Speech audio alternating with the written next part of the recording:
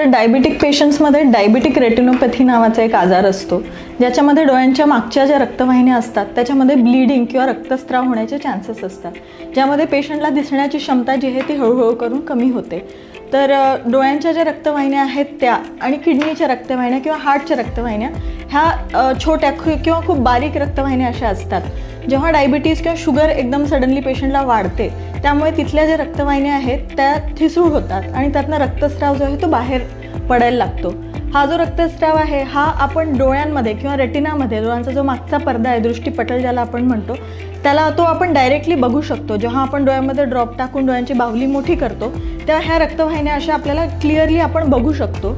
शरीरामध्ये फक्त डोळा हा असा अवयव आहे ज्याच्यामध्ये आपण रक्तवाहिन्या डायरेक्टली बघू शकतो. तर त्याच्यामध्ये जर काही प्रॉब्लेम असेल, जसं रक्तस्राव झाला असेल, ब्लिडिंग झालं असेल, त्याचं स्ट्रक्चर जे आहे ते जर चेंज झालं असेल, तर याचं इंडिकेशन हा आहे की ह्या पेशंटला किडनीमध्ये किंवा हार्टमध्ये सेम प्रॉब्लेम होण्याची शक्यता असते.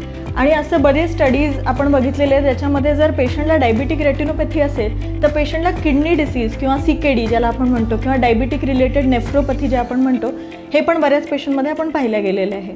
त्यामुळे डायबिटीज पेशंटमध्ये स्वतःची दृष्टी वाचवण्यासाठी रेटिना एक्झामिनेशन तर इम्पॉर्टंट आहेच.